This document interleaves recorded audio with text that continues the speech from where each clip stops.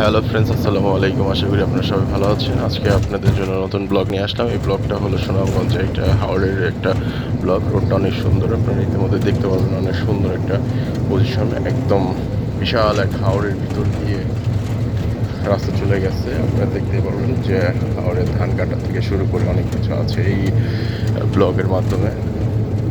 আশা করি আপনাদের ভালো লাগবে, সুন্দর সুন্দর লাগবে, এবং পরিবেশটা একদম ন্যাচারাল। এটা আমাদের দাদার শ্বশুরবাড়ির এলাকা, ঠিক আছে? শ্বশুরবাড়ির হাওর, সেই হাওরের একটা চিত্র, সেই চিত্র থেকেই আপনাদের বলছি। পুরো ভিডিওটা দেখবেন। এই ভিডিওটা আমার দাদা করেছে আর কি। সে শ্বশুরবাড়ি গিয়েছিল, ওইখান থেকে এই ভিডিওটা আমাকে পাঠিয়েছে। তার শ্বশুরবাড়ি এলাকার যে ভিডিওটা, যে হাওড় অঞ্চল, সেই অঞ্চল দেখার জন্য আপনারা দেখবেন এবং দেখে বলবেন কেমন লাগে। আশা করি আপনাদের ভালো লাগবে। এই আর কি।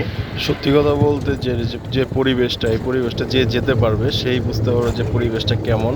যেহেতু দাদা তুলেছে, একটু ক্যামেরা একটু এদিক সেদিক হয়েছে, যে যাই হোক অসুবিধা নাই। কিন্তু অনেক কিছু আছে এখানে। নদীর মাঝখানে পানি আছে, পানির মাঝখানে রাস্তা আছে। যাই হোক, আশা করি আপনারা সবাই পুরো ভিডিওটা দেখবেন এবং দেখলেই ভালো লাগবে। পরিবেশটা অনেক সুন্দর, যেহেতু এক পাশ থেকে ভিডিও করা, ফুল ভিডিওটা হলে আরও ভালো লাগতো। যাই হোক, আপনারা দেখবেন এবং সুন্দরভাবে, যদি আপনার কখনো সময় হয় আপনারা অবশ্যই সুনামগঞ্জ চলে যাবেন আর কি। যদি কখনো সময় হয় অবশ্যই আপনারা সুনামগঞ্জ হাওড় অঞ্চলে চলে আসবেন। এই অনেক হাওড়ে অনেক গরু, যে দেখতে পাচ্ছেন গরুর বাচ্চা। আশা করি সবাই ভালো থাকুন, সুস্থ থাকুন।